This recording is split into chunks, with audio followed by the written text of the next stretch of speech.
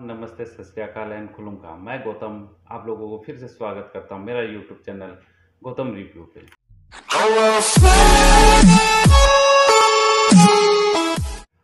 आज मैं रिव्यू करने वाला हूं मोलशर प्रोडक्शन प्रेजेंट एक आसामीज कोवर डांस सॉन्ग, और इस पे कास्टिंग किया गया मनोरमा और हाना रियांग को, जो बहुत खूबसूरत गाना है। गाने का नाम है सरक सरक। तो चलिए शुरू करते हैं इसका रिव्यू करने से पहले आप लोग से गुजारिश है, प्लीज़ मेरा चैनल को सब्सक्राइब और शेयर कर लें, और अच्छा लगे तो लाइक और कमेंट्स करें, और बेल आइकन को दबाना मत भूलिएगा, क्योंकि मैं जब भी वीडियो बनाऊंगा आप लोगों के पास जल्दी से नोटिफिकेशन पहुंच जाएगा, इसलिए आप लोग बेल आइकन को भी दबा दीजिएगा। तो चलिए शुरू करते हैं आज का रिव्यू और रिएक्शन। रेडी 1 2 3। मुझे प्रोटेक्शन